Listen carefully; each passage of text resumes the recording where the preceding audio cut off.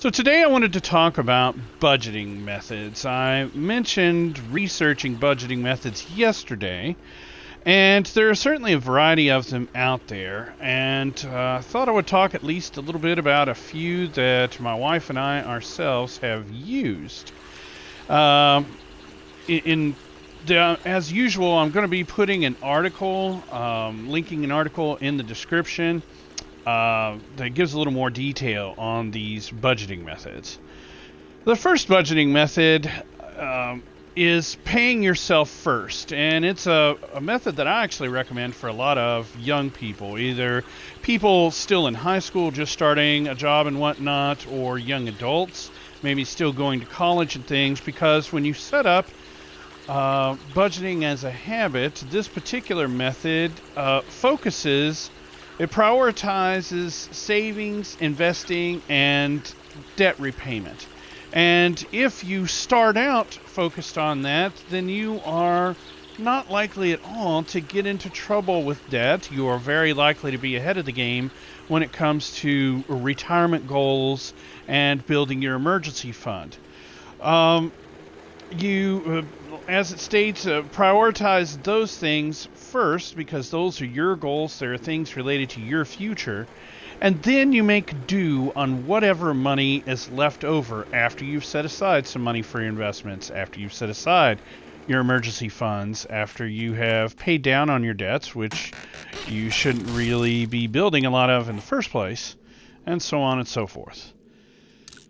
The next method is a zero-based budget. It's particularly good for folks with a fixed income or a set monthly income. Those people that know, hey, I'm only going to be working 40 hours this week, and I know that my pay is X amount, and I've just got to make that last and work. It is a bit time consuming, is the downside to it. So it literally involves accounting for each and every dollar in your budget. You account for how much is coming in, and then you allocate and spend every last dollar so that there is nothing left. Oh, great a dog. With a zero-based budgeting method, there's no discretionary and zero margin for error when it comes to that. So the next method is a little bit similar, actually. It's the envelope system. And this is a system, actually, that my wife was using prior to us getting married with quite a bit of success. It's also the method that is espoused by Dave Ramsey. He is a huge proponent of the envelope system. And just like it sounds, it involves taking out cash and allocating it to envelopes. And it's very similar to the zero-based method, but it's done strictly with cash. And you use whatever's in the envelope, and when that's gone, that's it. You have to wait until the next month or next payday when you replenish that envelope. It's not a bad method as long as you don't mind carrying cash with you everywhere you go. It can certainly work out. And the one point of caution that I can tell you is if you do end up borrowing from one of the other envelopes, that can lead to a kind of a snowball effect, only the bad kind of snowball, not the good kind of snowball paying down your debts. And it can have a domino effect as far as your budget is concerned. The next method is one that became highly popular, and I don't really understand why. It is the 50-30-20 rule. And it actually is a bit of what inspired my video yesterday on wants versus needs. Because this method is focused entirely around defining necessary expenses versus discretionary expenses, okay? And the way it works is you spend 50% of your money on necessary expenses, electric, utilities, mortgage, things of that nature. 30% would be discretionary. This would be entertainment, dining out, those kind of things. and 20% to savings and debt. And in particular, it's the 20% towards savings and debt that I tend to take issue with.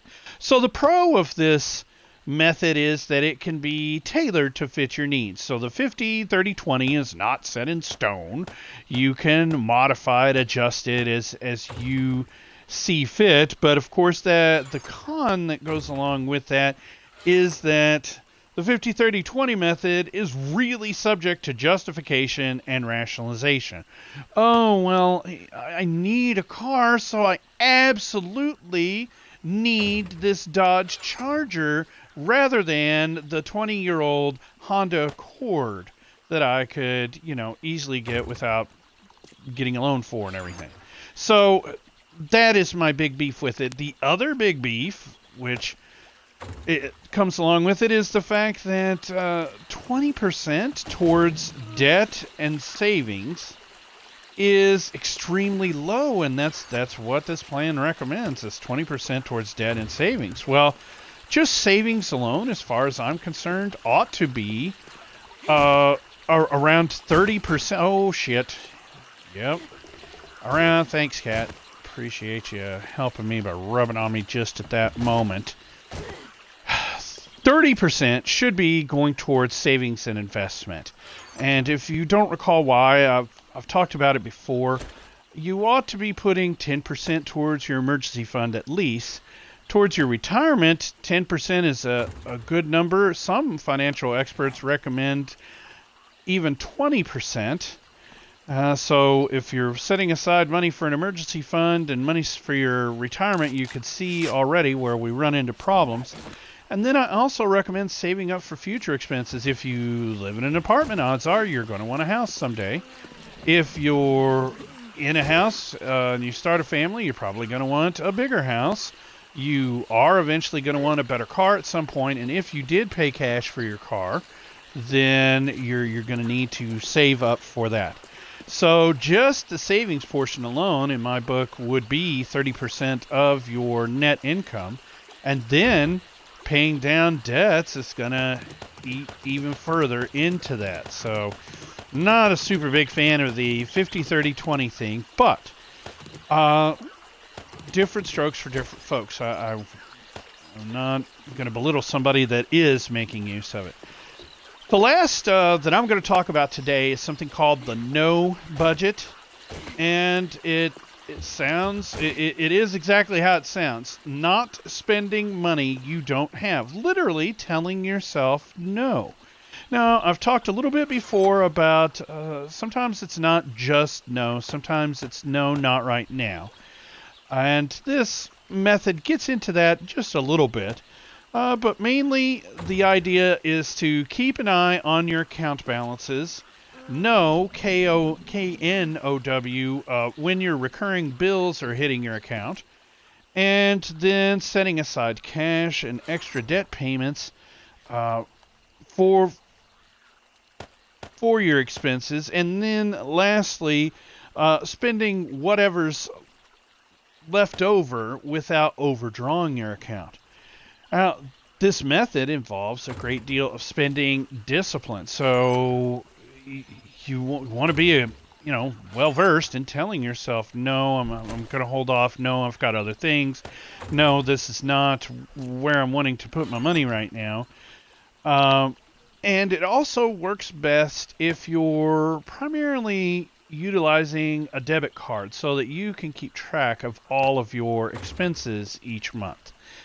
Now, as I said, we've used all of these methods, every single one. The pay yourself first, obviously we prioritize our savings and retirement now pretty much above everything else.